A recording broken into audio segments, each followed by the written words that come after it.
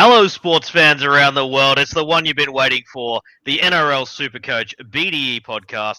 We are the best draft experts here to unload all the analysis you know and love for the Week 14 waivers. As always, the boys with me tonight.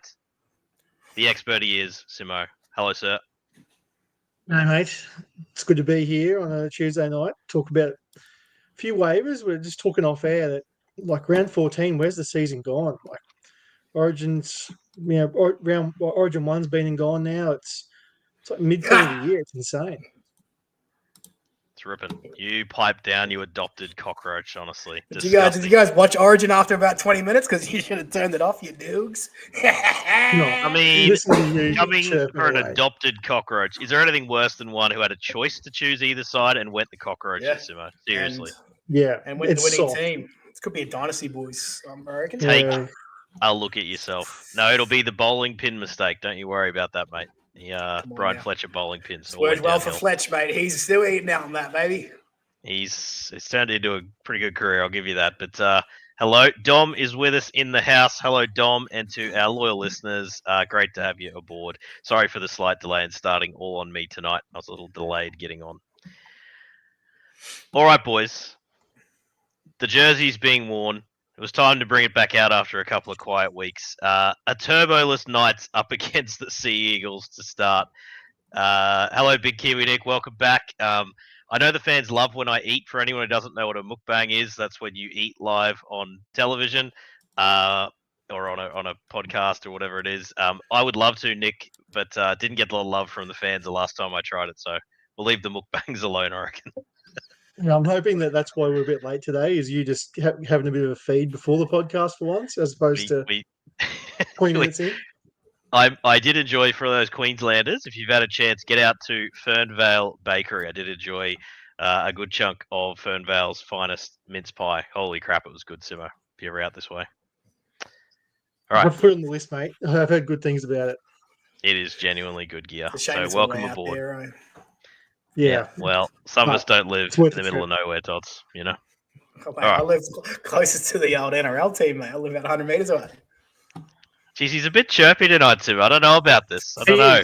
He needs to be knocked down a peg. Like, adopted bloody fan of the Blues. He lives pretty much in Redcliffe. And, how many games have you been to there this year, Toddy? Like 2? This year, none. Oh, there you go. I gave you too much credit. Yeah, you went 2 and I'm like, there's no way he's been to 2 games. Right, sold out. Can't get a ticket.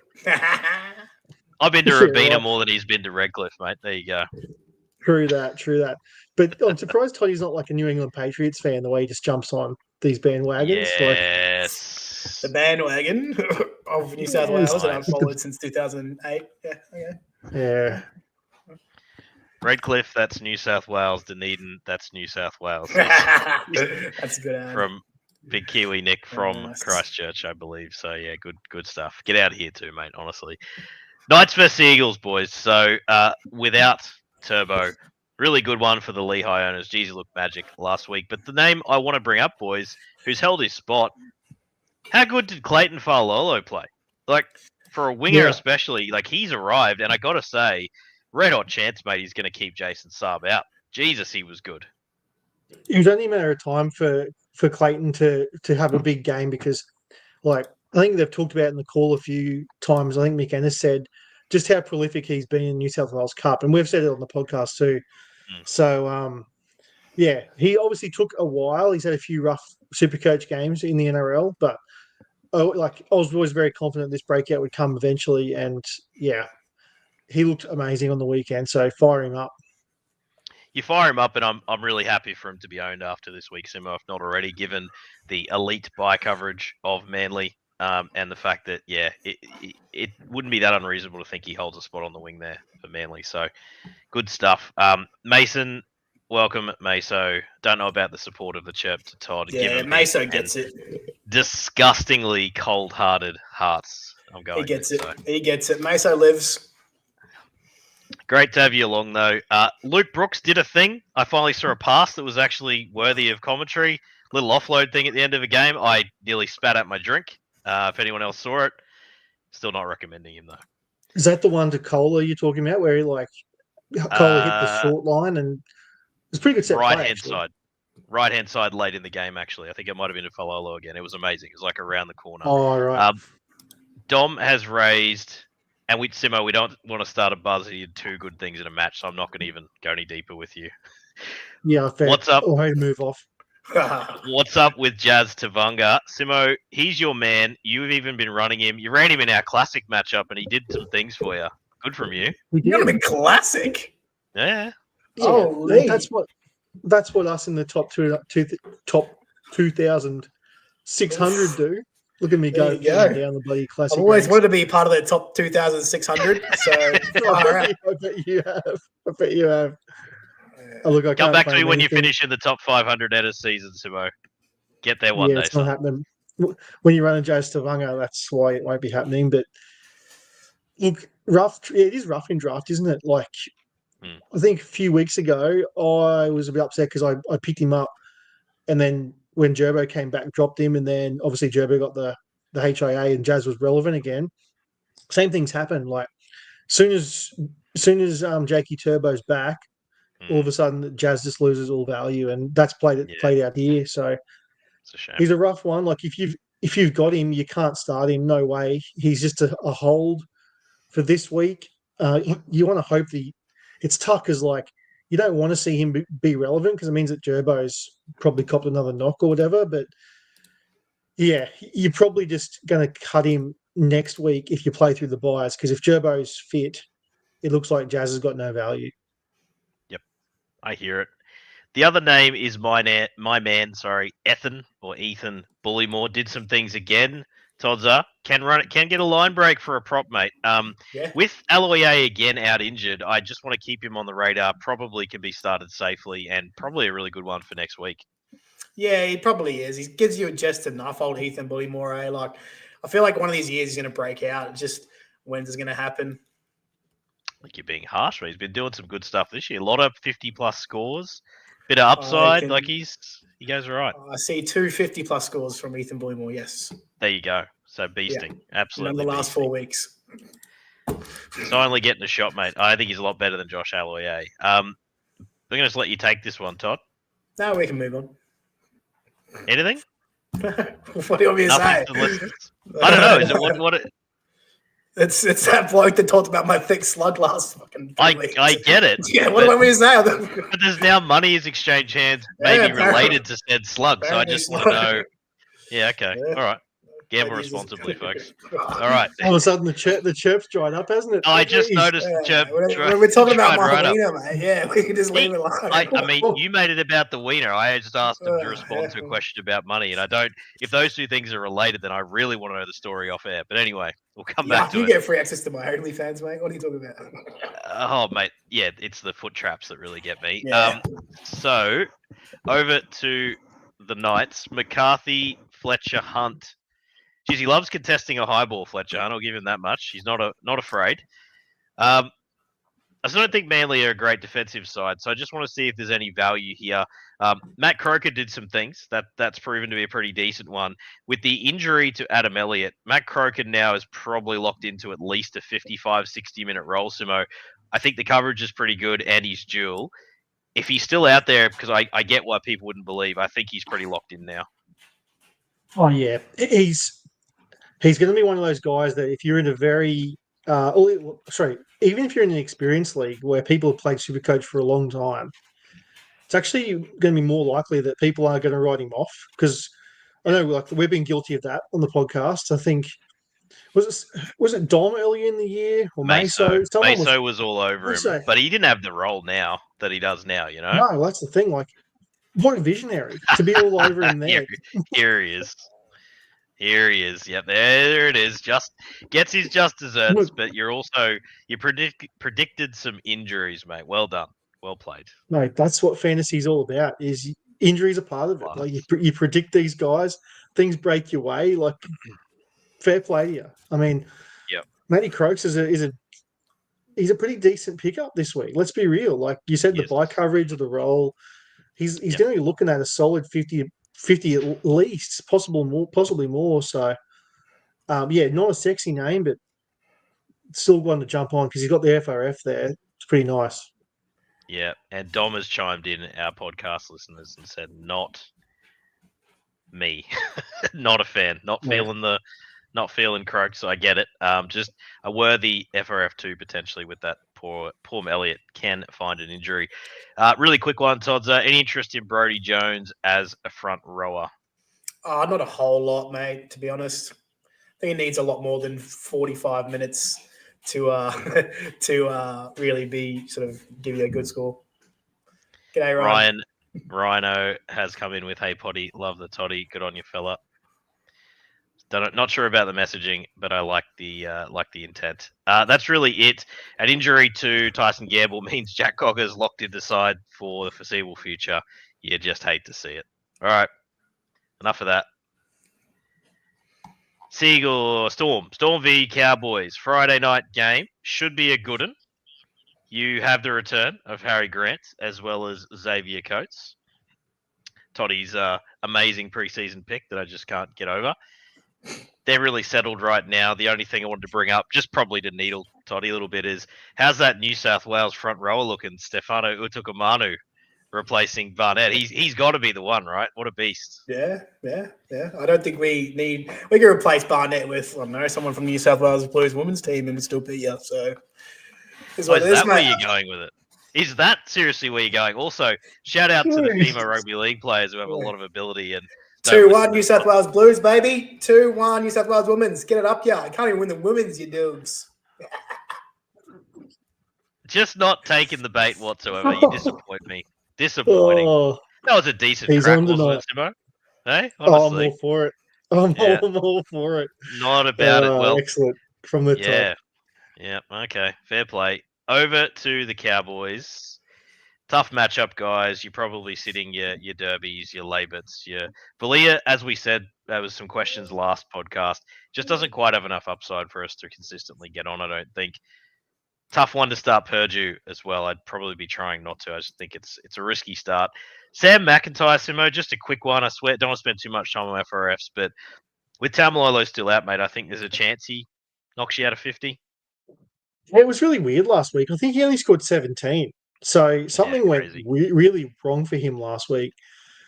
So, yeah, I mean, I don't think Tamalolo not being there is going to move the needle a lot for Sammy McIntyre. I'm not too keen. Fair play. All right. Not going to argue too hard with pick that. him up after a 17. Play him next week against the Storm. Watch him cross the stripe against the Storm. That'll be the answer. Fair Dolphins play, v Dragons. No doubt you're there, Todza. Can't get him away from those home games. Well, it's at Suncorp, so I probably won't go. Not the home field. Heard that about you. Committed fan. All right, mate. So Averillo back into the centres, has put together a really good statistical season. Is it a matchup you can fire him up? Quick yes or no, Todza? Yes, I think you can fire him up this week. Agreed. Is Cody Nikorima a top 10 5'8", Simo? With all the attrition, all the movement? No. Trying to think top of my head. He might sneak into like 10th, maybe. But, I mean, you've still got... I mean, as we see here right now, I mean, Lockie Galvin's still not integrated with the Bulldogs properly. So, there's one less you probably knock back. But, I mean, yeah, he's an okay start in a bye round, Cody, or even if you've got someone on bye that you've been running there at the 5'8" spot. But, yeah. Okay. He's just one of those ones. Can hit upside, but also has a pretty crap floor as well. Latu Fainu, we assume, will come in eventually, if not this week, over Heath Mason, even though Heath Mason had a pretty decent weekend. Heath Mason or Cody Nikorima, apologies. Latu Fainu or Nikorima for you, Simo? I would go Cody. Okay. Todza? Yeah, I'm the same. Yeah. Okay. We'll touch on Latu a little bit later, but I'm just curious what you boys think of rest of season once he gets in there. Really quick one that I'm just a bit confused with. We're pretty big on Connolly Lemuelu being an edge starter. Oren Keeley has come in to steal that away, which is a surprise on the team sheet for mine. Post-bye, that hurts. Finafuiaki then locked into the 80-minute role the last few weeks. Simo, is that still how you see it? What are you doing with Connolly? Well, yeah, start with Fini Filiaki. I think, like, we've talked about him pretty much every week for the last 4 or 5. Like, he's just been punching out 80 minutes with zero attack anywhere. It's just pure base pretty well. That'll probably continue. I don't see that role changing. The Keely one's a bit of a killer because if you base it off what happened in the bye round, I believe Keely started the game. Obviously, Connolly came on, took Keely off for a while, and then Keely came back on later in the match and played in the middle, and he got a sneaky try assist coming on. I assume they're playing lock for the last 10 minutes or so. So, I mean, I can't remember exactly Keely's minutes. I think it was in the 40s, roughly. Pumped out a 50-odd with the try assist. So, yeah, it's a bit of a killer because like you want that to be an 80-minute role just for one person. And, we saw Gilbert go through lock for a while, but then also get a spell. The front row's nice for Keely. So there is a bit of a carrot there, I guess. Like, if he was to nab the spot for 80, it'd be awesome. But just based on what we saw in the bye round, I wouldn't imagine that's likely to happen with Connolly on the bench there. It's also interesting. The extended is really where the action is here, right? So JMK, can he finally prove that he's over that nasty cut that he experienced, as well as Max Plath on the extended? So I'm not certain of either of the two of them, but it would obviously be pretty obvious that you'd pick up Maxi Plath, who's been dropped in any shallower leagues, just in case. JMK is one I wanted to land on, boys, because big name in recent, couple of seasons, he's been pretty good. He should be owned, right, Tots? Oh, 100%. We've seen him be an absolute SuperCoach beast. So, look, even before, I think he's played, 5, maybe 6 games this year. Still averaging in the mid-50s, which is not what we sort of saw of him the year before. But I think it will come back and give you some end-of-season value at the hooker. It's a pretty average spot too. So, yeah, definitely should be owned. Yeah, if you have only one, he's a pretty good pickup too, and there's a bit more buy coverage to be had there also. To the Dragons, good to see Nathan Lawson look really good on debut and gets a start.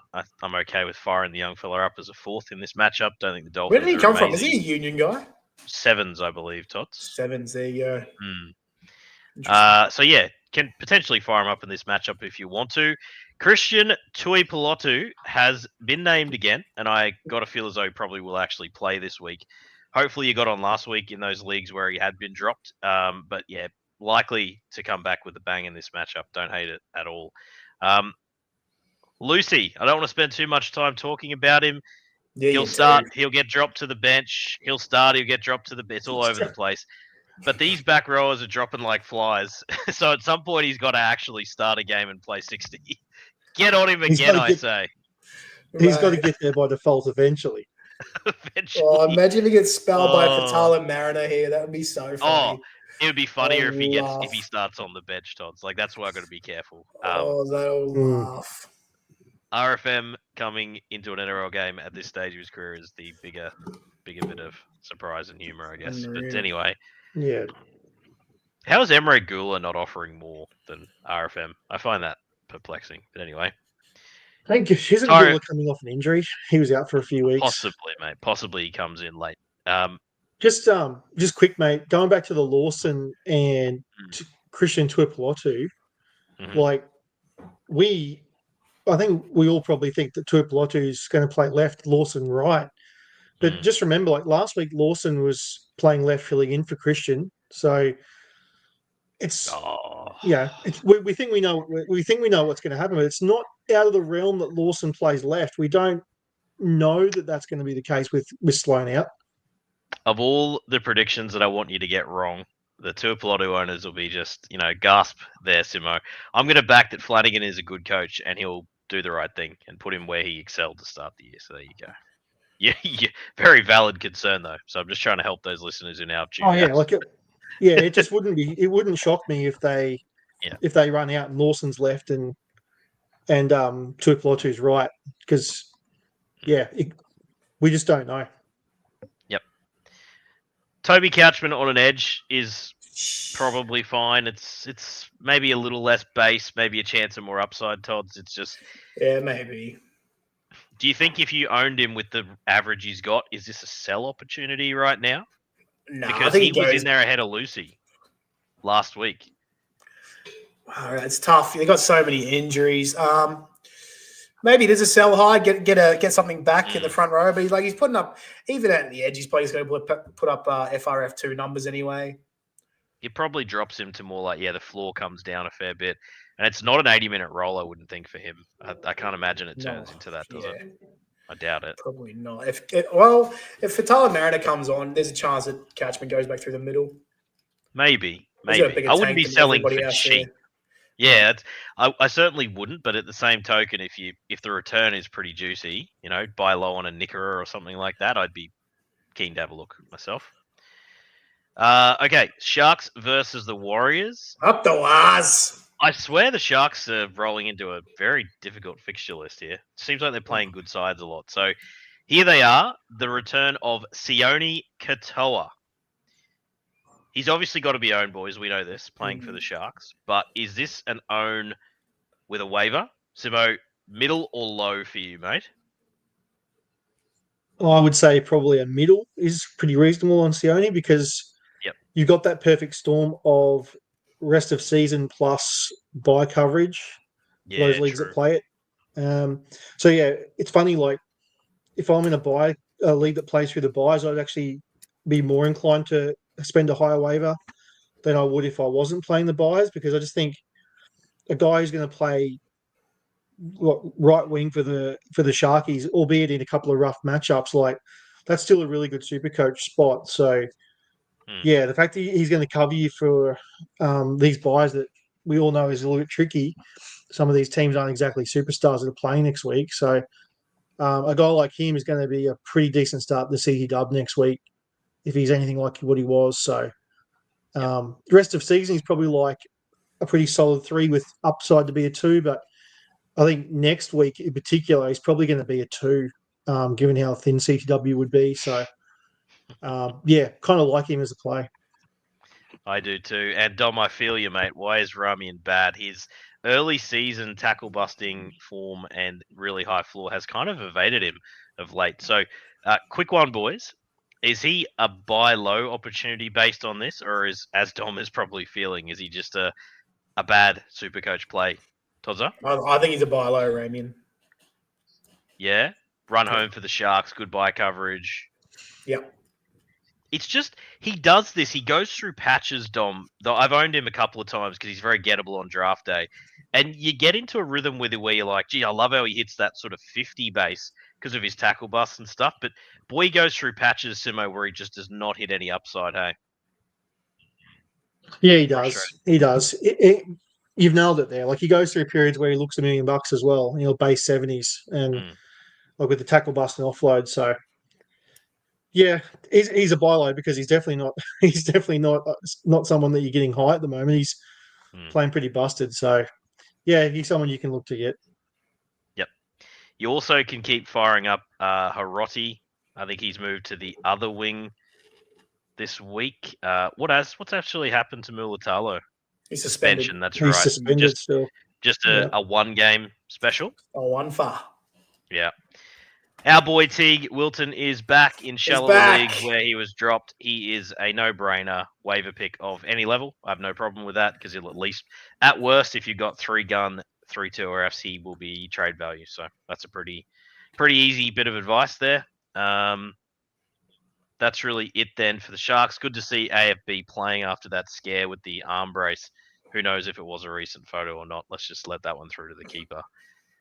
Over to the mighty Waz. Take it away, Todza. Anything of value here? Oh, I just want to touch on Charles Niven Clockstead to start off with. What a guy. I've never talked down him in this podcast. Never, ever. But what an effort last week, hey? Like, incredible. That's just big dog mentality. Look, not a whole lot here for the Waz, though. It's sort of pretty solid side. Obviously, we've lost Mitchie Barnett. Jackson Ford was awesome last week, too. Really, no errors. He was really good. So he'll come in and start with Lecker back on the edge with Capewell and out to the back line. So no Rocco Berry this week in the back line. So Capewell will take that spot and look $1 million. Good analysis, sir. I might just challenge one thing you said there. There is a shot that Halasima was dropped, given some news around who would come in. How high a waiver claim, Tods, are if he's out there? I'd be going pretty hard. That top three, just because he has that massive, massive ceiling. We've seen it. Agreed. He's been a bit quiet recently, last sort of 3 weeks, and I can understand if you did drop him, you needed to last week or whatever.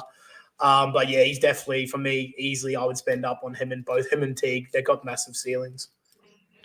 And for the boring FRF2 that's shown us borderline FRF1 numbers, Jackson Ford, Simo, I'm not going to say he's going to get pulses racing, mate. He's the beneficiary here alongside Halasima. I'd spend a pretty decent claim here myself. Yeah, I actually think in terms of room to grow, Jackson Ford's he's the news here, because he's huge. When he's been playing, if you look at his stats recently, when he's been getting minutes in the front row or lock, usually mostly front row, given Aaron Clark's been there, but he's been punching out scores, and he'll be someone that is very likely to be on waivers in some leagues. So yeah, both guys equally. Like Halasima, I think. Yeah, he was out there, and he was out in a few leagues too that I've seen getting around. So yeah, there's going to be scenarios where both guys could be gettable and both worth waivers. How good was that Waz Rabbits last week? What a game! That was probably a game of the round, in my opinion. That was fantastic. Cracking game of football, and it was great for both you boys. You know, saying about Trell's value in Supercoach. Can he just give us that effort in the second half? He was outstanding, and I like it. It's just really good to see. So absolutely. Obviously, you're going to have to carry him through the bye, both Jackson Ford and Halasima. Halasima, if he drops a lower score, might be a bit harder, but maybe then you could drop him. Jackson Ford, just be aware you're probably going to need to hang on to him through the bye round. So just thought I'd bring that up. Yeah, Lecker would be really tough if he pumps out like another 40-something. Very tough to decide. We all see the upside and everything. It's just looking at his stats recently. He got the try last week off the bench, which was great, just to remind us of what he could do. But in the 80-minute games, he's kind of dialed it back a bit. So you'd hate to see him punch out like a sub 50, make you start to question yourself. So yeah, would be interesting to see what happens this week. Boys, I get a little tingle in my dingle when I see this. Broncos versus Titans. Reece Walsh back at 1. And here is Jaden Campbell retaining the number 1 as well. Both get my pulses racing. That is outstanding. Jaden Campbell chiming in on the sweep is what a fullback is supposed to do at NRL level last week. Brilliant. It's just, it's promise of what could be, Todd, if he actually won the fullback slot for Supercoach purposes. Holy moly. Yeah, unreal. Hey, just crazy talent. And I was actually listening to a podcast today, and they were talking about when he's off contract, and Perth would be having a massive crack at him with him being off contract in 27. So really interesting to watch. And yeah, good to see Jaden Campbell at the back there, mate, especially for my team. Put him in as your franchise fullback and enjoy. You'll get the bums on seats as well. That's the other reason that's a good option. Get Preston Campbell over there, mate. Seriously. Or get him as an assistant. Shit, big fan. Jeepers. Welcome, John. So, hey guys, says John. Hey, John. Chiming in. G'day, John. Thank you for reading the script there, so good stuff, mate. Todzer, faster. All right. I was trying to read the last name, mate. We let that one through to the keeper, Todd. Okay. The mighty Titans. So we'll just have a look over there. Bronx haven't exactly been defending so well. So really quick check on Alan Fitzgibbon, who is a likely type, boys. He bloody runs the ball incredibly hard. I think there's a red hot chance of some meat pies for him at Pereira here. Alan Fitzgibbon, or is it Ezekiel Elliott Redford? That might be better. That might actually be better than your Blaze Sarquan one. That's actually not horrible. I've got to go look at this guy. I'll take it. That's not bad. Simo, but he does run the ball like a running back. He is a hard-hitting dude. I like him. He's a unit. He's a massive unit. And that's not bad, Simo. Yeah. What was that, Toddy? I can get behind that one, mate. That's a good one by you. Yep. There we go. I'll chalk that up. That's 3 this year, right? I'm perfect strike rate. You get credit for that one, and it's still not outstanding. It's just a bit better. That's excellent. Elevate. Don't see any lookalikes coming from you boys, just quietly. It's your thing, mate. It's your segment. And now it's time for lookalikes with Simo. Simo, take it away. Yeah, it'll be Redford saying Jack Cogger and Joe Biden. I mean, their mobility seems similar. Hello. Chalk it up. Chalk it up. Thank you for setting that one up. That's good from you. Can't Pereira good. Fitzgibbon, mate. Can you greenlight him in a matchup that of late has looked very favourable for wingers? Oh, look, mate, if you try and predict what Khan Pereira is going to do, you do yourself have a conniption. Like, I mean, any advice is tough with him because, you recommend him and he goes out and scores 13, or you sit him and he scores, a hat trick against Melbourne. You're like, what do you do? So, look, my gut says, like, I'm all aboard on what you're saying. Good matchup. I'd probably start him, but it's definitely not for the faint-hearted. I'd start Fitzgibbon as a 1 week special if you need. Just I think the base will be okay. He'll run the ball back real hard. Okay, Sean Mullaney with Verrills out. I don't believe Verrills is too long an injury, if I read correctly. Broken hand? Oh, did he? I thought Jojo was the broken hand. I think they're both broken hand, if I read correctly. Oh, my apologies. So he's out for surgery. So interesting that Chris Randall's held his spot on an edge when it would be the most obvious option at hooker. Hasn't done much on the edge spot, funnily enough, so I don't know what to make of that. If Sean Mullaney... His career is so weird, Chris Randall. Very weird. Like, very strange. Yeah. Jeez, that's why I'm just careful of recommending Sean Mullaney too high. He's looked okay when he's played so far, but really shouldn't it be Chris Randall's role? I would think that would make the most sense.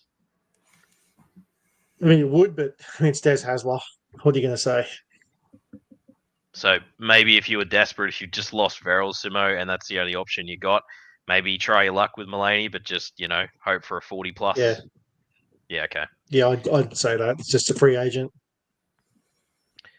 To the Broncos side of things, Jesse Arthurs is happy with that. Todd's caught myself. Jesse is back to the wing. Didn't hear many Broncos fans crying about Reece Walsh, as they probably should have, watching him attempt to play fullback last week. That was very unkind to poor Jesse. Not his position. With Walsh back, I heard I believe Ben Hunt's probably back after the bye. We're getting very close to that period where we get to see if we're right about the Broncos run home. And I honestly think if anyone is doubting any of these Broncos, obviously people are going to keep Payne-Haas and Carrigan. I love this for the rest of the Broncos that Carrigan has moved back to lock, boys. It seemed almost too obvious about 10 weeks ago. We finally got the shape. I think good things are about to flow. Buy low. Thoughts, Tots? Yeah, I can see the logic behind it, mate, buying low on some of these Broncos guys.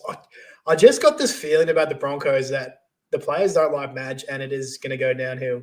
That's just the feeling I get about the Broncos. I know they got so much talent to come back, but man, if you can't show up like last week and if you can't show up for like guys like Payne-Haas who have come back from Origin and stood up and backed up, if you can't stand up and be a team for those kind of guys, like I just don't think it's going to work. And there's a real unrest there. I honestly don't think the Broncos are going to be very good for the rest of the year. I will happily take a punt on you for finishing position. You can we'll talk about it, but I'm going to be putting a sizable amount of money on the Bronx to make the top 8, like quite a decent chunk. I think they are going to turn it around very dramatically after the bye. Simo, where do you sit on that? And I promise I'm asking you more this from a super coach perspective, because if I'm right, you're really going to want to grab your Ezra Mam, Adam Reynolds, the Shibasaki had a great start to the year. I just think there's real good stuff to come. Are you on board with like a buy low on Selwyn Cobbo, for example? Yeah, I'm sort of in the middle, I guess, of both of you. Like I do think the Broncos, I mean, they can't be that much worse than what they have been, I don't think. So, and I guess to some degree, I agree with you, Redford. Like, I think the Broncos will bounce back a fair bit, but probably not to extreme lengths, because I do also see what Toddy sees with the whole Madge effect. I'm not a huge Madge Maguire fan. Just don't really rate him as a coach, to be honest, which is a little bit controversial. But, if it is true that the players aren't really keen on Madge, it could definitely spiral. If they just they've still got Carson and Carrigan to play the whole Origin series. It just takes Aaron Reynolds' injury or something just to derail it. Doesn't take a lot. So things would have to break pretty right for the Broncos on the injury front and also off the field for this to fully reap rewards. But, I guess that's why you can buy low on these guys, mate. Very gettable. Like Reece Walsh has copped it. And if, with respect to Reece, I did watch his YouTube golf game with Cam Smith just yesterday. Stick to rugby league, old son. Let us stick to YouTube land. It wasn't the most charismatic performance, and yeah, not the best. But I love the idea. If anyone's got cold feet about Reece Walsh, I know that I've been a fan all year, and the injuries really stuffed everything up. But I think a gettable option perhaps, and I like his run home. Question from John, which Simo, I'm going to throw to you as the man who's clearly doing the best in classic. Classic question from John. What are your thoughts? Where is it? Oh, here. Sorry. Sorry. Hosking to forward. Fletcher Sharp to Herbie. For classic, yeah. Hosking's not playing next bye rounds. Jackson Ford isn't either. That's the only problem. So it's probably not. I guess that's probably where he's trying to save his money, but I don't know. This doesn't really make sense from a buy round perspective. You're trading two guys that aren't playing for two guys that are. Yeah, I'd say it's just like a C. I don't love it. I don't hate it. It's just probably more a C minus, to be fair. Like, I think there's other options that are probably more obvious than this. Sharp to Herbie's a bit sideways. Yeah, so that's the big one for me. Ford could be like someone you should get, and he could go up in price a fair bit, like compared to what you get him for now, but not playing the buy. And I think don't Sharp and Herbie both play the next buy. I think 15s. They do. So it's a weird when one. I first read this, I assumed that Jackson Ford was going to be playing the buy if he couldn't bother doing that part of the trade, and obviously he's not. So, yeah, stand by what I said. Probably too sideways for me to be super keen on it. Beautiful. Thanks, John. Thank you, Simo. Brandon Piakura is starting on an edge, which means Willison drops back. Good to see Ben Takura in there. So that look, at least they bolstered with Carrigan playing 13, and I think they'll look a lot better for it. Anyway, that's one of those ones. Like, your window to buy low will shut pretty quick if the Bronx come out here and brain the Titans on the weekend, and I think that is one of the options that could happen. Very much so. Do you know what they're paying to make the 8, mate? Have you looked it up? I actually haven't yet. It is an intention before things get rolling this week. The only one went outside the 8. The comps were way too close, dude. The one went outside the 8 and they're sitting 11th. Way too close, as in even money, essentially, to make the 8. I mean, it's not outstanding odds, of course, but I do think it's a very good bet nonetheless. Gamble responsibly. Raiders versus the Bunnies. As you said, Tots, great effort from the Bunnies last week to nearly, turn it around. Did play very well. Cody Walker comes back. You've now got a lot closer to what this team is supposed to look like, with Kolomatangi in the middle and Jairo. Very good front row rotation. They are missing the hooker, the starting hooker, obviously, of Mamazoulis, or obviously the big cheese once he gets himself fit. Look, there's an argument here that Isaiah Tass is in for tries with Johnson. Obviously a hat trick and getting closer to number 1 overall. Is Alex Johnson now for CTW rest of season, Todd? And if so, given how well it's looked when Walker and Latrell have been there, should he be waived? I think he is a very good option rest of season. Like, they're gonna feed him the ball, man. Like, he's so close to that try scoring record. Plus, he plays on the right side of the field. You got a fit Trell at the moment. You got Cody Walker coming back. That we've seen that Trell does do well with Cody Walker back. I think he should be owned. And if he's gonna be that sort of that 3-4 guy, I think, rest of season that is gonna score those big 120s. But there's gonna be some down weeks too. I think you should waiver him. I'd be happy to spend like a top 5 pick if I had to. Wow, I would have gone sort of mid, and I'd like to check. So Sione Katoa versus Alex Johnson, I think, is a really good comp. That's and a good one.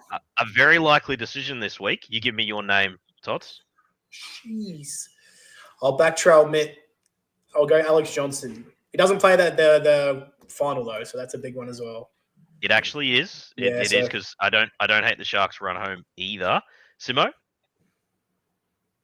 I would take Toa out of the two. I think Johnston, like he's going to get tries. We know he will, but Katoa's got just that bit more base to him. I think it'll be like if I had to bet, I've got Johnson will probably score more tries, but I think Katoa will get a few himself as well to make up for a little bit. 3 tries to get 102 on the weekend. A couple of them were obviously not line breaks, but yeah, I don't know. It's a 50-50, honestly, but I would go Katoa. I'll tie break and take Johnston for the reasons said by both of you. Close one. I don't think Katoa's base has historically been that fantastic, Simo, most seasons. He's had like one good base season I can remember that was a bit like an outlier. Historically, no, but I feel like I think he may have turned the corner last year a little bit. Okay. All right, there's really nothing here on the Raiders side other than to say that Tamale is an exciting prospect, boys. We saw it on the weekend again. He is a man of brute strength. Going to be an interesting one for drafts next year because he's a fixture in this Raiders side for quite some time now. They've become quite dangerous. All right, I don't think there's much else. Tommy Starling back, which is fantastic, but it would be remiss of us not to mention Owen Paddy. All right, superstar of the future. That's not a surprise to many. I've heard him touted, but tell you what, that bloody 40-20 he knows how to kick from the that box play. Holy crap, that's good. That's like a 30-15. It was unbelievable.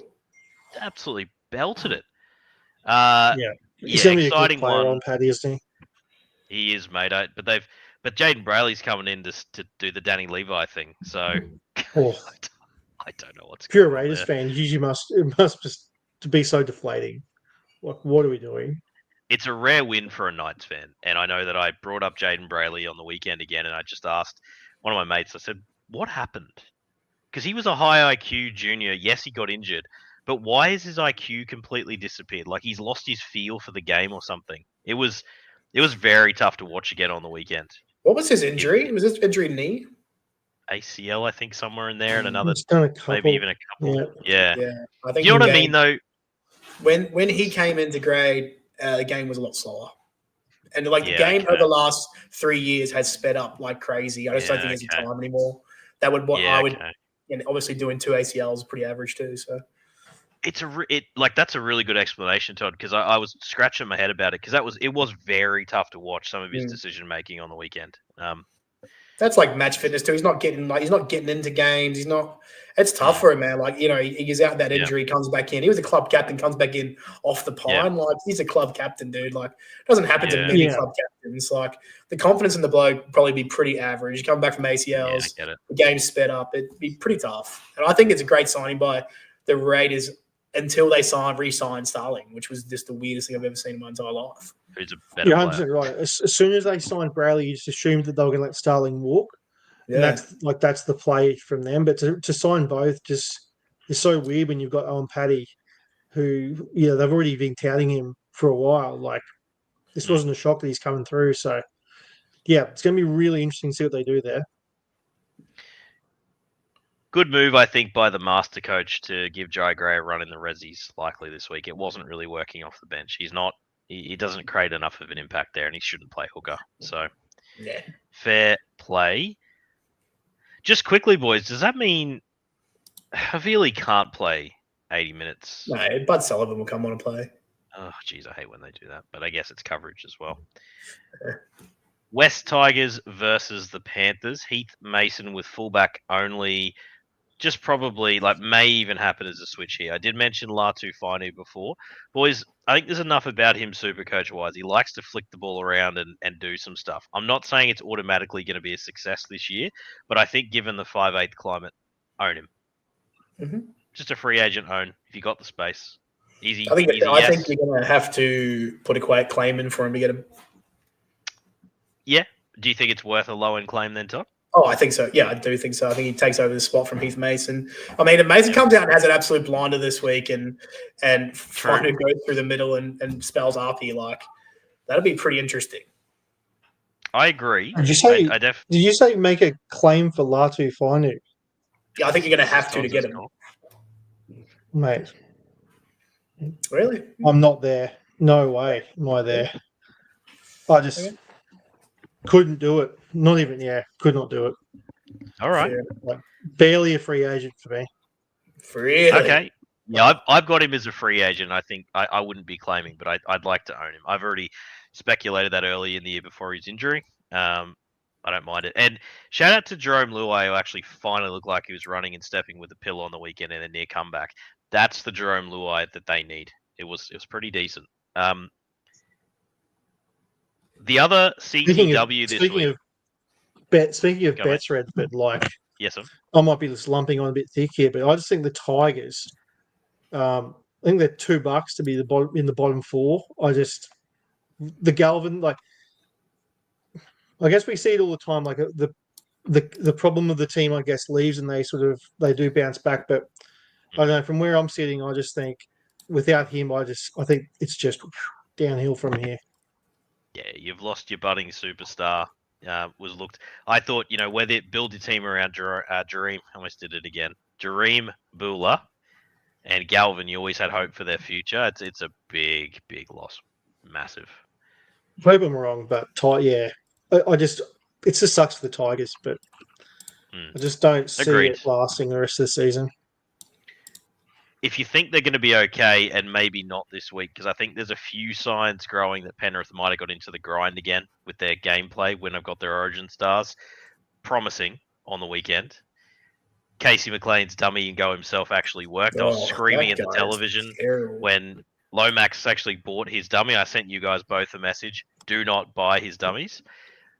Jarrell Skelton is back this week. The hot ticket, it looked on draft day, where he has got a phenomenal bit of base on him. Runs the ball hard, fends and does his thing. I think he'll be out there in a hell of a lot of leagues. Throw him in that with Alex Johnson and Katoa. Is he obviously ahead of those two? Simo? Non-buy leagues, definitely. Yeah, good shout. I mean, even if you play through the buys, probably still. I think I'd have him on a different tier anyway. So I guess the short answer is yes. But if you play through the buys, it is a little more tricky because you waiver him this week, you kind of pot committed to carry him through next week. So just make sure that you're sort of around what your plans are next week, how you're looking. If you're on the fence and think you might be a bit short on numbers, then you might think twice about wavering, which is tough with the guy looks really, really good. So I guess that's the dilemma you have when you play through the buy rounds.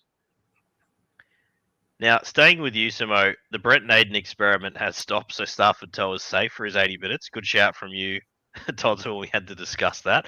Had another fantastic SuperCoach week. Kid just keeps braining them. Is Kit Laulili, it's Luke is the fullback / CTW, right? Not Kit. So there's no back on the bench now and Stafford's safe, right? Yeah, I think it's all looking pretty good. Yeah, good stuff. So Stafford, if he was dropped, because there was, it looked a bit off with Naden there. Really good call. Hopefully you listen to the Todd's great advice. Stafford, one of those sneaky guys that you're not, doesn't have a lot of weight to his name, but geez, he's been braining it this year. Tony Suka comes in, Todza. Suka. Look, Samuela Fainu has held his spot despite limping around again for a whole week. Would you get on the Suka? Oh, is this an 80-minute roll? Like, I just don't know if it's an 80-minute roll. He's like shown a little bit, but I wouldn't be getting on him. Not this week. I think it is an 80-minute roll. I'm just looking because 12's concussion. Poor bugger. Well, I can't. Seyfarth's not. Jack Bird goes into the middle. Seyfarth back to an edge, something like that. Maybe. I don't think it's an 80 minute. I don't think Suka has 80 minutes in him. He's a big boy. Could be. Well, then, by that token, obviously May plays his big minutes. Sione Fainu, that's a fast man for considering his size. That breakaway that he had on the weekend was cheering at him. There's a lot about his game to like, Simo. Are there minutes here? Oh, I mean, on the surface, yes, because you've got Pole gone and Twile gone. But I think when you really look at it, Seyfarth's going to soak up a fair few of those. And you can just, I couldn't imagine that Sione Finu is going to play bulk minutes given his size. Like he hasn't sort of shown that he can handle that. So yeah, look, I couldn't be sitting here feeling confident about him playing any more than Yep. 35 minutes, maybe 40 max. Yeah, which you're not going to be keen on. So is this not someone I'm looking at? Over to the Penny Panthers. As we said, starting to look like the machine is cranking. It was pretty impressive. Para played really well, but Penrith hanging on and just doing the right stuff at the right times. Couple of names here. So Isaiah Papali'i's made an appearance on the extended bench.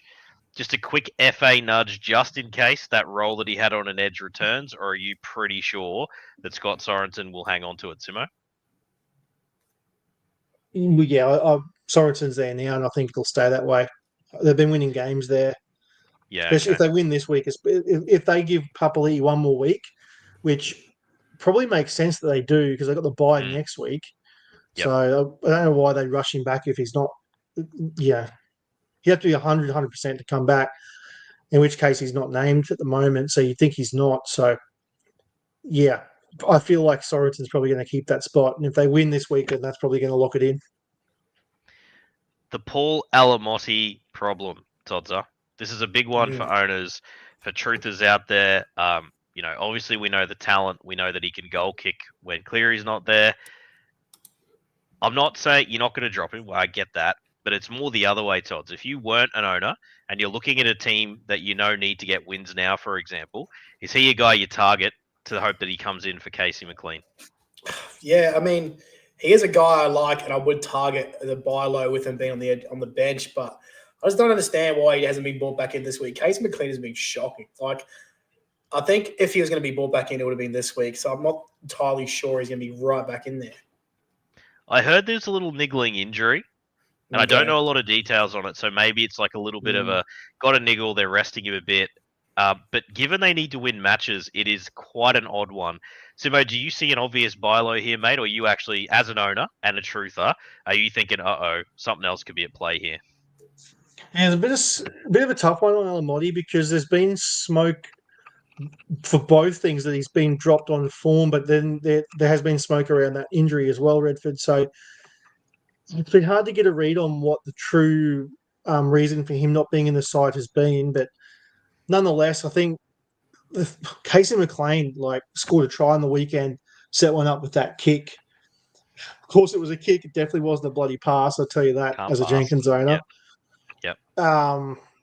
He actually didn't play too bad given the round that it was, and yeah, it was better. I could see if it is a groin, then why wouldn't you give him an extra week's rest, given the bye the week after? I just feel as though when you think about it from the rest of season's lens, I feel like he'll come back in eventually. You wouldn't sit on the Reggies for that long, but yeah, if you're someone that needs wins, he's probably someone that you'll definitely be taking offers on because you probably can't sit here and have the luxury of stashing him for that to happen. So if you're sitting pretty at the top of the league, he's a great guy to go and get because, as we've seen, when he plays, he's a pretty solid 60 average, at least. So don't hate the play as a buy low if you can afford to stash him for a few weeks. G'day, Cal. Cal has sent in a message for us. So, fellas, on this note, how do you rate Alamotti versus those? So, Scat? Oh, Sony Katoa, sorry. AJ, so Johnson, Skelton, and Stafford Toa pickups, especially in a league playing buys. And he's also thrown in a question around, let's say, for rest of season value too. So I'm going to pick up this one, boys, based on the advice you've just given me. Alamotti, if you're in a need to win position, I think is fair to trade to get something back. I would not drop him for any of those players. Even Skelton is the standout one for me, but I still wouldn't be dropping him for any of those. Any disagreement, lads? Yeah, I think that's Trade fair. I mean, Skelton or Alamotti, I could see a lot of people out there preferring Skelton over Alamotti. That's fine. If that's where you want to be. I think they're very similar players rest of the season. I just can't imagine you couldn't at least get some piece back for Alamotti, though, to a player who's in contention. He's got the average beside him as well, and then go after one of those, Cal. If you're that desperate and your team's stacked, I probably would still hang on to Alamotti myself. I don't think you need to necessarily replace with any. Todd's, where are you on that, mate? Like, I think for me, Alamotti's still the one I want to own out of all those. Pardon me. Yeah, I'm there too. Yeah. Yeah. Beautiful. Thanks, Cal. On your cow. On your fella. All right. And on to, I believe, the King's birthday game. We've already had ours in sunny Queensland, so no good. Off to work on Monday. Enjoy the day off. Yeah. Those in other states. Yep. Bulldogs v Eels, and definitely an improved Eels side who just ran into an improved Penrith side. It's kind of just funny how that works in rugby league and sport sometimes.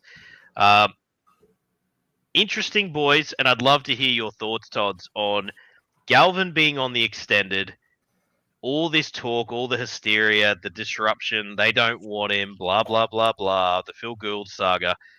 Is this going to derail this season for the Bulldogs, mate, or are they just that well-oiled a machine and he's that good a coach that they can keep it all together? Well, geez, a lot to that question. Hey, firstly, I think Cero is that good of a coach. What they've done this year has been incredible. It's just whether Lockie Galvin fits into that or buys into that team mentality that the Dogs have. Like, they're all about that dogs of war. They show up in defense. He's got to prove himself to those players. Like, I don't think their players were like super happy that they're getting a good player, but like that, this guy's just going to come in and dictate that he gets to start or whatever. And I think the players have gone to the coach and said, look, this is how we feel. So it'll be interesting to see what happens this week where the Galvin comes in. I don't think he plays this week. I think that defensively, what the Dogs do really well is their defense. I think he's going to take a lot of time to get those sort of cues happening. So I think he's going to take a couple of weeks. I think he might be on the bench next week and then sort of try and work and wins that. I just don't see him coming straight in for Toby Sexton this week. I agree with you, mate. I'm going to go with the same line that I think they are that slick, and they've got, it's great to see Billy Kicks is up and about. Sluka Fafita's back at well. Max King post Origin. Kurt Mann in there. I feel like they've just got the energy flowing again, and we love Joshy Curran on an edge. I think he's awesome there. He brains it when he's out there. His upside's gone up massively, and I would love to have Josh Curran in my front row. Big fan. He's awesome. All right. They've also, I should add, they've got Preston to come back next week too, just to throw in there. So I think of all the teams that could take a punt and handle a little bit of unsteady, I think it probably is them. Jacob Carraz back as well. Just, throw that in there for fun. They are a pretty stacked side at the moment. Yeah. There's not really anything in terms of waiverable, boys. I don't really see anything. Look, it's worth asking Simo then, from a expertise side of things. Galvin's value rest of season, I am struggling to work out what it will be, even when he's up to speed, mate. Give us something. See, it's a large range of outcomes, isn't it? Because we haven't seen him play 7. We assume he'll play 7 eventually. So, like, will the Dogs let him play that sort of will of the wisp sort of style? Like, as we said last year when he first came into grade, like, Benji was a great coach for him for SuperCoach purposes, because he was just letting Lockie Galvin do whatever the hell Lockie Galvin wanted to do, whether it was just, kick, run, offload, everything. So you imagine the Bulldogs are going to really try and rein that in, and it could affect his SuperCoach output. It really would. Yeah. As an owner, if someone came to me with a pretty decent offer, like a very similar like for like, I wouldn't be opposed to selling, because there is that little bit of uncertainty. In saying that, we have seen players like this of this quality go to a better team and just absolutely brain it as well. So there'll be buyers out there who are all sipping the Kool-Aid massively.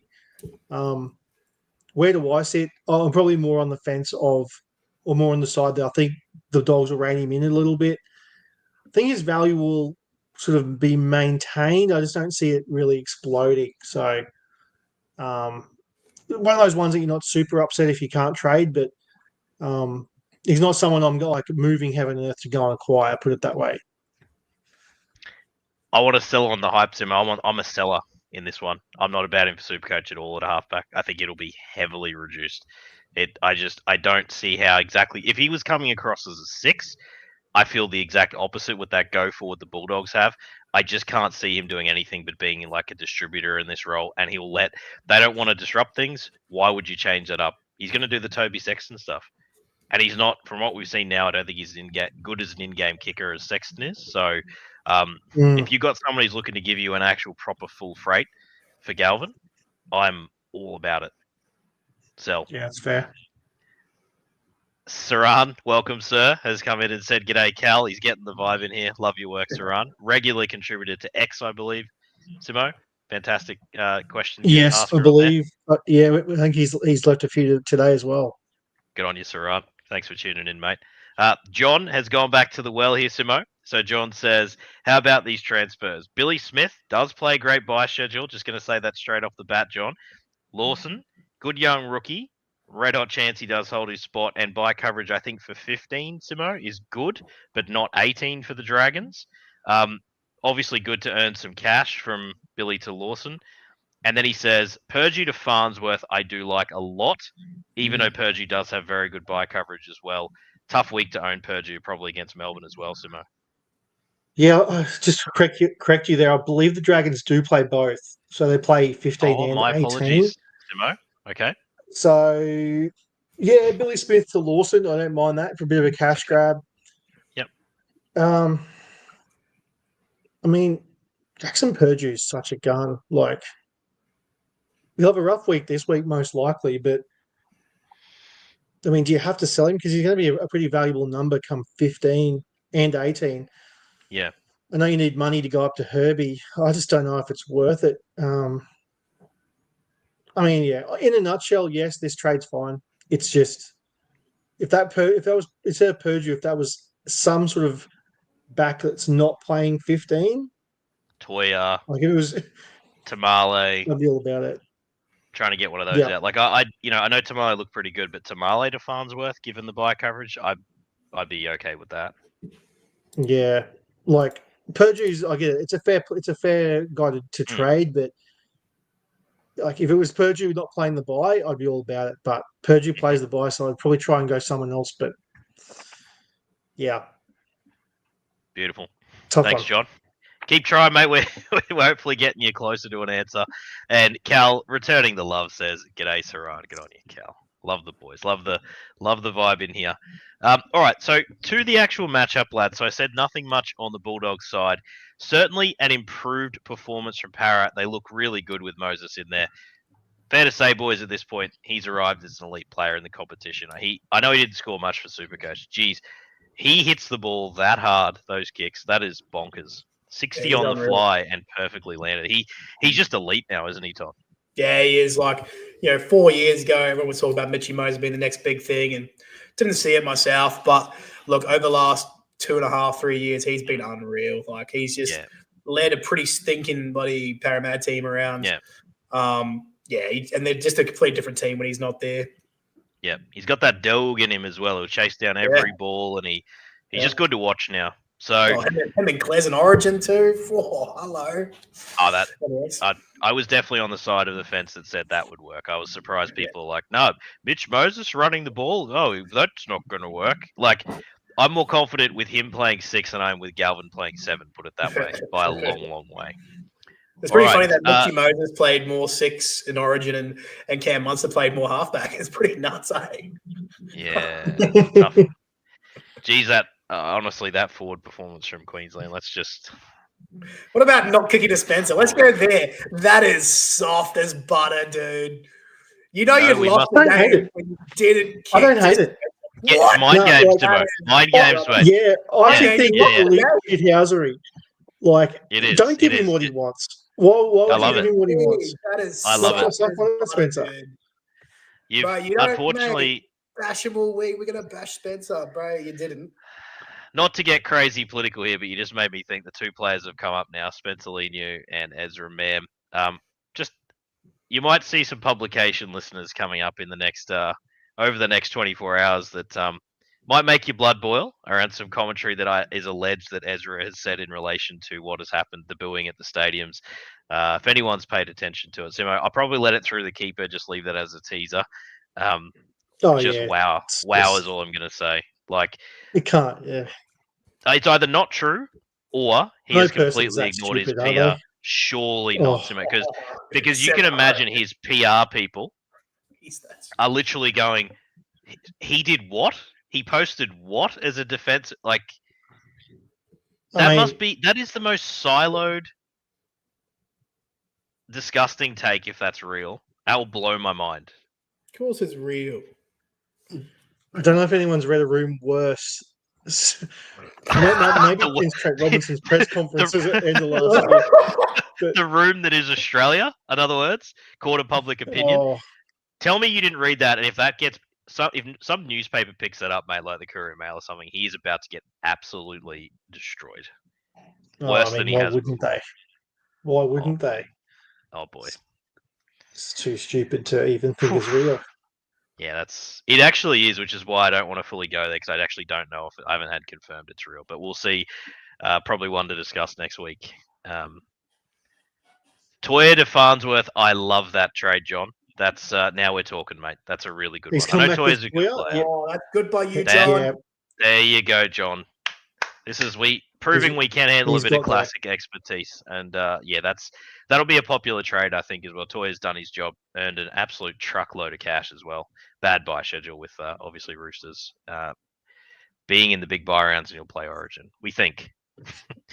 All right. Kalmatua Lungy, look at him sitting there with Luca Moretti just being a jerk. I'm not even going there. But I just wanted to mention those Jermaine Hopgood truthers. The kid looks like he's found a little bit. I don't know. What was the actual final score on the weekend? In the actual game, 18-10. The SuperCoach score of Jermaine 50. there. 50. There's a bit of hope still. Half time. Yeah. There's a bit of hope. He looks more likely. It's obviously another tough matchup for him. I feel like the buy low window could be getting shut pretty soon. I would still have a crack if I was not an owner yet. I'm sticking with the advice from last. That's really it, isn't it? I think. I'm sure Toddy'd be quick to sell. Quick to sell. I'll buy Todd if you're keen, mate. Hey, I'm not selling Hopgood, mate. Please. I know you know. I know you. Of all the people to have acquired him, mate, you're the last for me. All right. That brings us to the end of the matchups, boys. There's actually, I'm just going to call it the CTW frenzy. Oh, yeah. If you need a CTW this week, you bloody get on because there is plenty of waiverable options. So get amongst it. All right.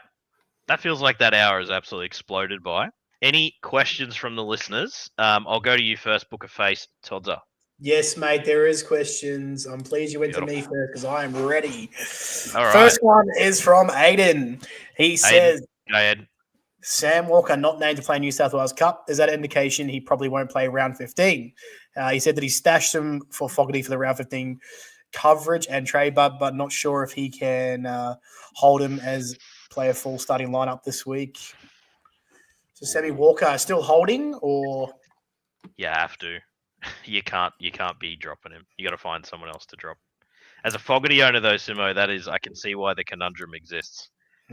Yeah, I mean, Fogarty's performed above and beyond, hasn't it? Like one of the best draft picks on draft day. And yeah, Fogarty's killed it.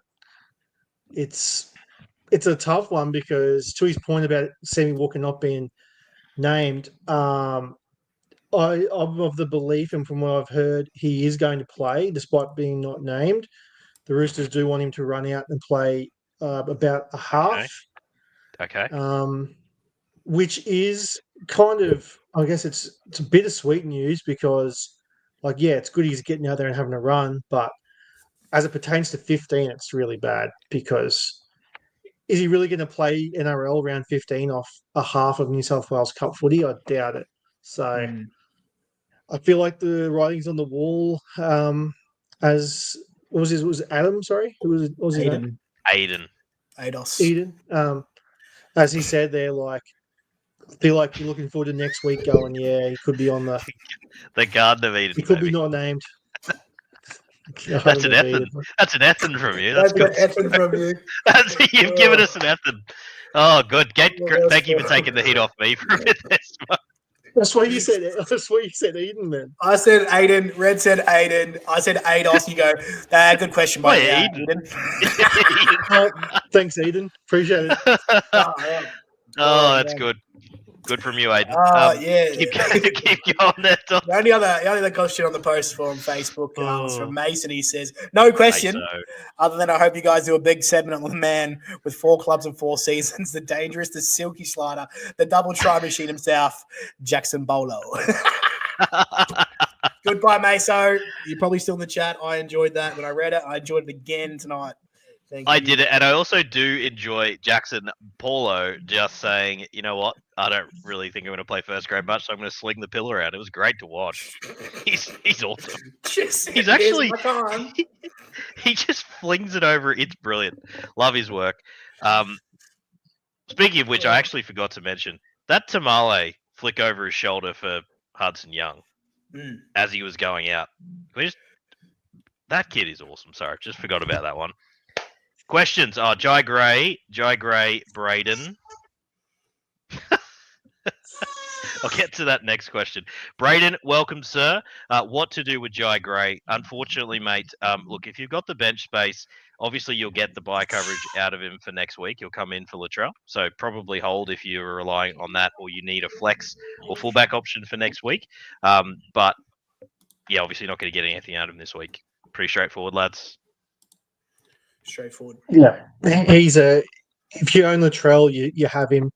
If you play the bye, you keep him for another week. Yep. Yeah. If you don't own Latrell and you don't play the buys, cut him, get rid of him. Yep, agreed. Razzle said, oi, you skipping me now. Redmond, mate. Listen here, Redson. It is to you. I didn't see anything from you, Razzle. You're not in the list. That's a stitch up. There's no comments from you, Razzle. Maybe he sent you a private DM, mate. You're skipping him. I reckon you're the type. Well, he only wants to listen to Simo's alleged advice anyway, so yeah, No, good it's gear. fair play with him. Why wouldn't he? It's a good fellow, Razzle. You are the expert. You love your own work. Todd, that's it, mate, from the book of face. That's it from the Beautiful. face.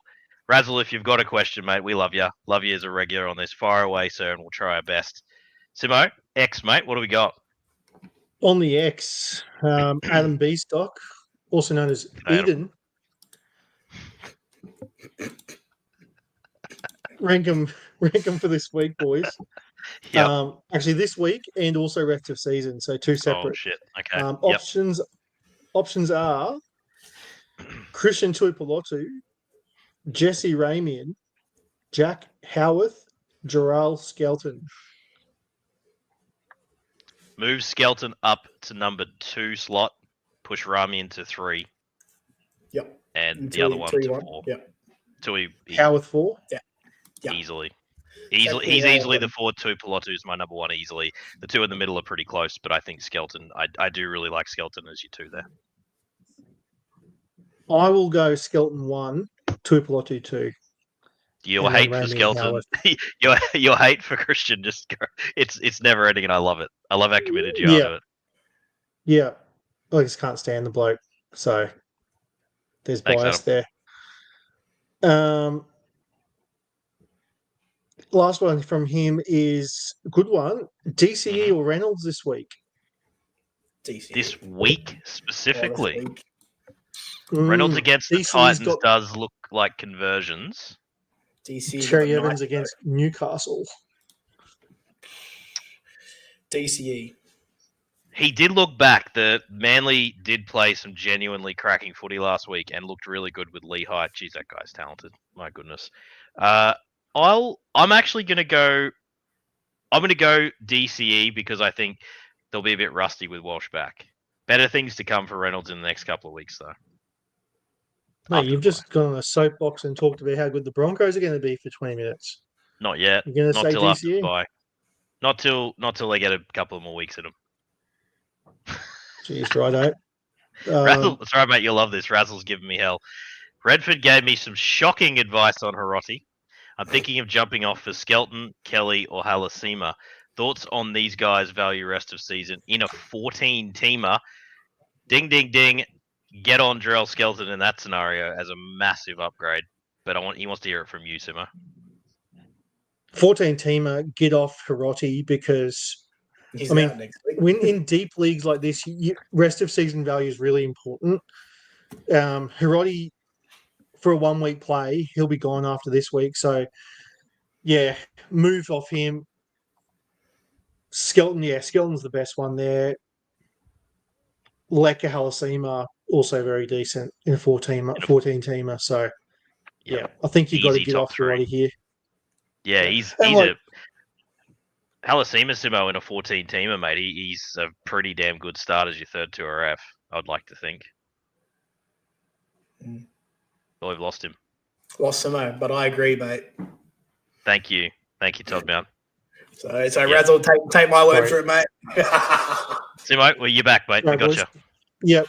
No, something's happening here, but look, even if Hiroti come out and brand it, I wouldn't be too upset because 14-teamer, you need the guys that are going to be there long term. Yep. Kelly in a 14-team is probably a 4 CT dub as well. He hasn't been that fantastic this year, but he generally goes on a run at some point. He's probably okay too, and better than Hiroti, and has buy coverage for this one coming up, so that's okay too. Beautiful. Kelly will be Thank up you, against Razzle. Stags, won't he? So probably not. Yeah, we said that a couple of Not times this year, and likely. Stags hasn't defended that well. Same with Herbie, so it's hard to tell, isn't it? I've gone off that whole Yeah, it is. matchup thing at times. All right, beautiful. More from X there, Simo. We got a couple from Saran, who we Beautiful. know is here in the chat. Yes, sir. First one's a bit of a humble brag, but also, I guess, credit to us too. We're all about a humble brag here. Bit of a humble. layup, but a bit of a layup. He just thought he'd let us know that he's versing the guy that he traded Turbo to. This was a few weeks ago where he got pondering for us. Yes. oh, that is BDE Saran. Good from you, sir. So he's pretty happy with himself, and rightfully so.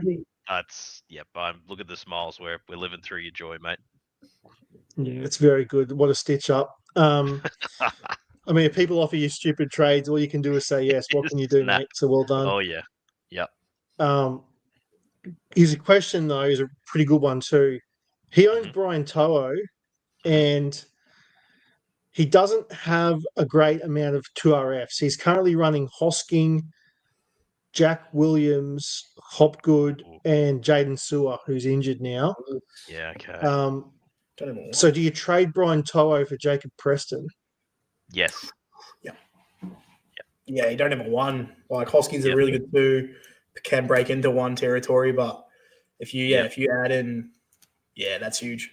That's elite, and he's got Kiraz now too. And remember, Preston has elite buy coverage as well, and he's back next week. So if he plays buys, it's even got that additional bit of love.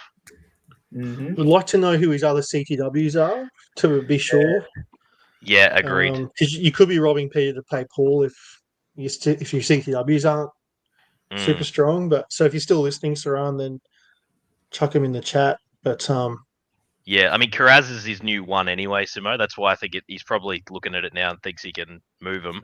I'm with you though, mate. What are the other 2 at least that he's got to anchor? Because Preston becomes his anchor. He doesn't have an anchor 1 in that team. No, not right now. No, he's relying on Jaden Sewer and Zach Hosking to punch out number 1 2RFs, and they do have weeks in them, those guys, but they also Jaden Sewer's injured right now, so I think he's essentially running Hopgood for the next couple of weeks while Sewer's not there. Yep, I'm with you, brother. What's that? I'm with Saran, mate. Running Hopgood. I know you got some tech issues, but he was just talking about our old mate Eden. Oh, very good. We love the Garden of Eden.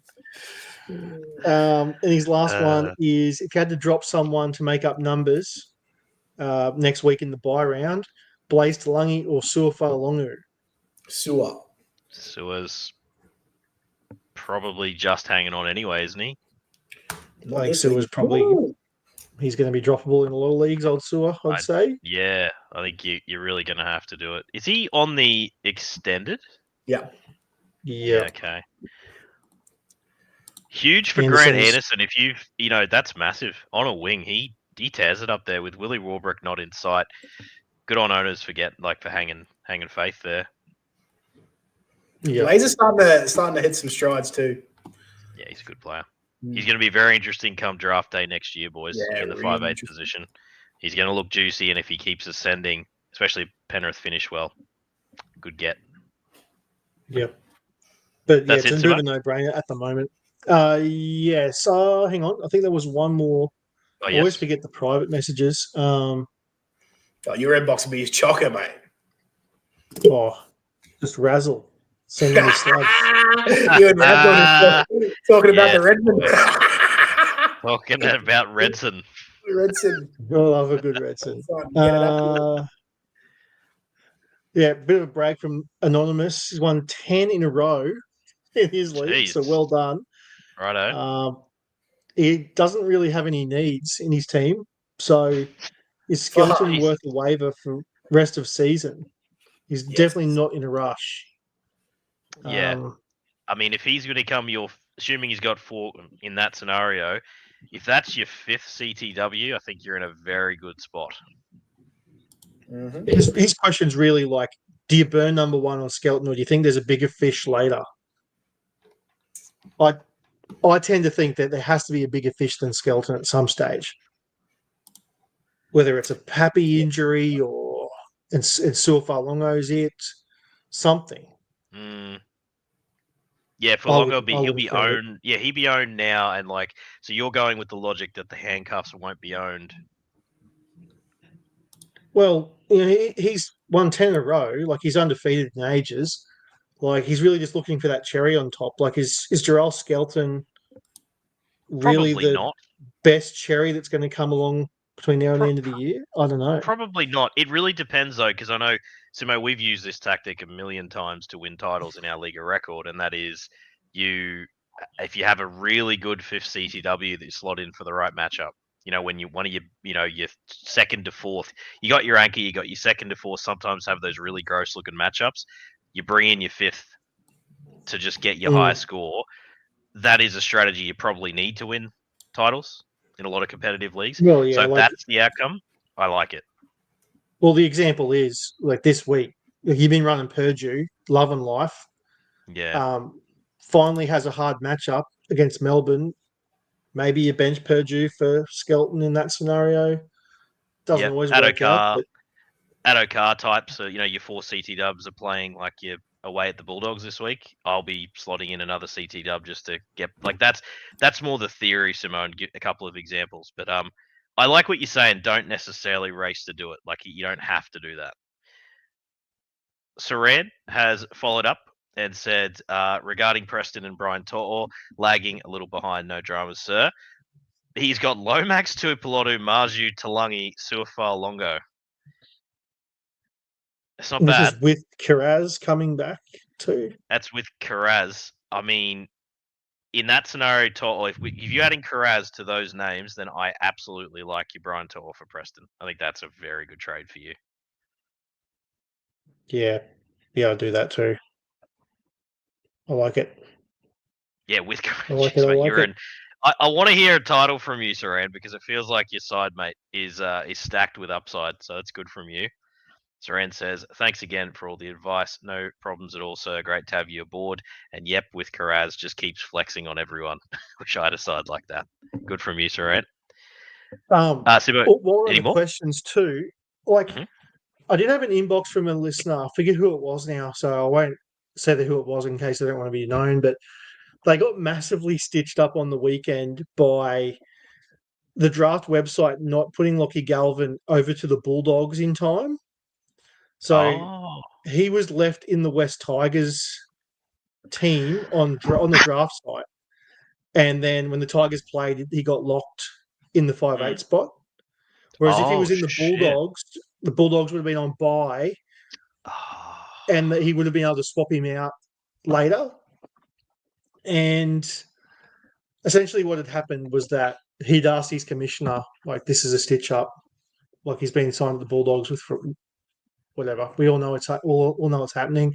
I believe on Classic it had been changed, but it hadn't come through on draft yet. Boo.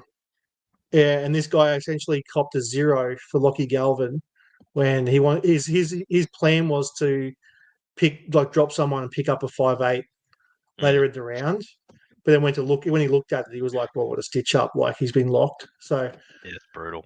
just like drafts come a long way, and it's so much better now than it was 5 years ago, or even in our case 10 years ago, Redford. But it just sucks when there's little things like that. Like draft is really fun, and like no one likes losing in draft, but when you lose and it's something out of your control, and there's a stitch up like that, it just gives you the shits. And like I was reading this going, like this poor bastard. I mean, he's technically hasn't done anything wrong, but like anyone that plays NFL fantasy, or even basket or NBA, you can always move guys onto your bench and not replace them with anyone.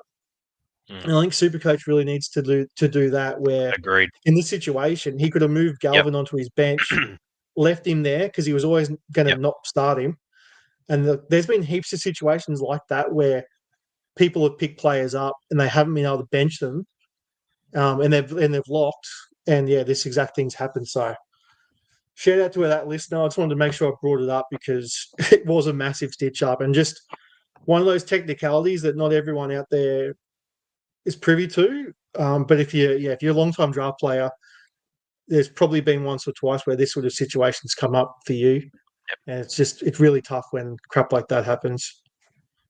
It's cautionary advice as well, listeners. It's good pick up from Simon. Thank you for the listener sharing that war story. That just to pay attention to those little quirks where you can. But let's be honest, who would have seen that one coming? We have someone in our league, boys, who also sends a lot of emails to the SuperCoach folk to let them know when shit's gone awry. So I would recommend it as well. Let them know. They're not going to change anything unless they know there's a problem. So send it in. Just finishing off here with Razzle. Your man Razzle Simo says, drop King Tongia and Hiroti for Skelton and Halasima seems to be the play, and pray to the waiver gods. Tongia was for Cleary, DNP's coming. Yeah. I like both those pickups. If you got both, mate, you'd be absolutely laughing, Razzle. Good stuff, mate. Simo, that's it from X and your inbox. Yep, that is it. Beautiful. Really good content tonight. Awesome to see some new names as well. Dialed up got up to near 20 again, I think, for the live listeners, which is never bad. Listeners, if you can help spread the news for us, send the love out that we have a good bit of fun on here. We'd love to get more live listeners, more likes, and if you can absolutely subscribe as well, that would be brilliant. Razzle says, thanks, Simo, Toddy, and Redman. Love your work. Wow. Included in that sentence, Razzle has made my day, so thank you so much. Redson. Redson, Redman. Todza, love your work, old son. You got a bit of chirp about you tonight. I think we need to get you back in the cage, old son. And he's talking on mute just to show. Yes. It's always good to be here. What are you talking about, mate? Listeners, the regular Toddy has resumed service. Here he is. My bad. Put myself on mute. No, mate, it's always good to come to the podcast Tuesday after Origin, and especially after we've slogged you. So looking forward to this weekend. Up the Waz. Wow, I don't know if he redeemed himself. So I think leave him on mute. Banner wave, maybe. I love a good banner wave. Yes, boy. Simo, thank you, mate. Really good analysis tonight. Good, sir. Very good, mate. Hopefully waivers are kind to everyone out there. So, rip in. Get some trades happening if you haven't already. See if we can break the system trying to pick up Skelton in every league that's available. It's going to be a popular claim. And maybe we can break it come free agent pickup time again this week, lads. But anyway, leave that be. Listeners, brilliant. Thank you again for tuning in. And as always, get that BDE India. Oh, yeah. Peace.